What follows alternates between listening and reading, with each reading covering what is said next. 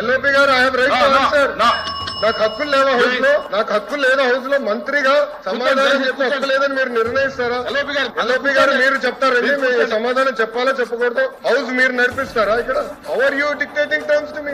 Sir ఇది బాగాలేదు, మీరు నాకు టర్మ్స్ డిక్టేట్ చేయకూడదు. మీరు సమాధానం ఎట్లా చెప్పారని మీరు అన్నారు. ఎట్లా సార్? సార్ నేను జూనియర్ మంత్రి, నాకు అండర్స్టాండ్, మీ అంత సీనియారిటీ నాకు లేదు. రూల్స్ నాకు తెలుసు, రూల్స్ నాకు తెలుసు. As a minister I have right to answer. బీఎస్సీకి రండి, బీఎస్సీలో తీసుకోండి. మాట్లాడుకుని తప్ప మీరు మంత్రిగా ఉన్నప్పుడు 4,000 కోట్లు బకాయిలు పెట్టిపోయి మీరు మమ్మల్ని అడిగితే ఎట్లా సార్? 4,000 crores పెండింగ్ పెట్టారు. మీరు మంత్రిగా ఉన్నప్పుడు 4,000 కోట్లు బకాయిలు పెట్టిపోయి మీరు మమ్మల్ని అంటారు. బకాయిలు పెట్టలేదా? లోకేష్ గారు సబ్జెక్ట్ మీకు కొంచెం వీక్. దయచేసి కూర్చోవాలి. 644 కోట్లు కోడప్పుడు బకాయిలు పెట్టారు. 2021 Q4 683 కోట్లు బకాయిలు. 23, 24 Q2, Q3, Q4 1,753 కోట్లు బకాయిలు.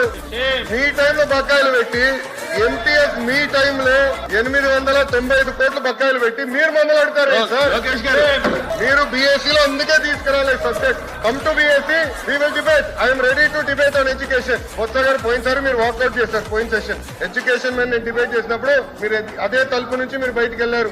I'm ready for debate. Education మీద చర్చించడానికి నేను రెడీ. మీ టైంలో 12 లక్షల మంది పిల్లలు ప్రభుత్వ పాఠశాలకు దూరట్టారు. చర్చించడానికి నేను రెడీ. సరైన ఫార్మాట్ లో రండి, ఐ విల్ డిస్కస్.